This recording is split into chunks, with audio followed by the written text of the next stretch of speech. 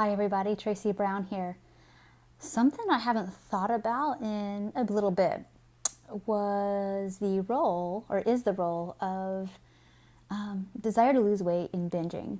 And when I say binging, we can call it full-on binge eating disorder, which is super serious and definitely needs team treatment. So don't ever underestimate the value of getting as much support as you can with that, because oftentimes just simply trying to do intuitive eating on your own isn't enough. But it also happens for people who have been chronic dieters and or are coming out of a different kind of eating disorder that's kind of morphed into something else. And for me, that's what happened to me. Is I went from just restricting and over exercise to restricting, pretty true binging. But it was really deprivation driven eating what caused the binging, but it was still like, it wasn't just a subjective, 100 calories extra, there was definitely an element of out of controlness about it. So if that's what yours looks like, then all these scenarios are for you today. So I want to talk about something that doesn't actually always get talked about, and I think is super important, is the idea of binging often is created by even simply thinking about food restriction. For me, I would have a plan. This was every day in college, almost every day till like the last year of school I went through.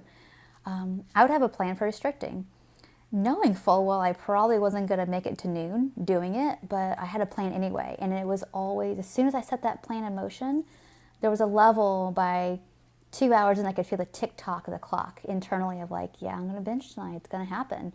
And I even had some days that happened and I hadn't eaten food restricted. It was just the idea of, let's say I had a normal day.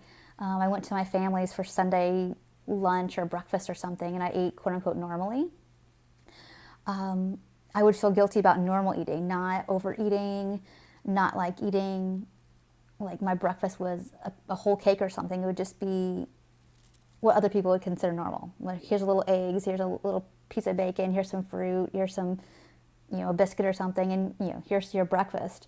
And I would think, oh my gosh, that was too much, because it wasn't diety, and I had my mind still that good food, bad food of like, that kind of food makes you gain weight or at least not lose weight. Something different should have happened if I'm going to lose weight. So here I am, not even intending on restricting my food that day. But I would have thoughts of like, that's a good idea. I should do that tomorrow. Definitely would have a binge. And I always blamed it on the food. I would say like, oh, it's because, I ate that biscuit. And when I eat those biscuits, it just opens up the floodgates to like being out of control. See, it's the biscuits, or see, it's me. It's always like blaming myself or blaming my body or blaming the food, when it was actually the diet rules and the diet talk. They were triggering all that. And once I learned that I had to really make peace, that we have, it's really a requirement to start to look at food more neutrally and see how, if it can come from a place of all foods fit, and that there are actually no magical weight loss foods or weight gain foods, and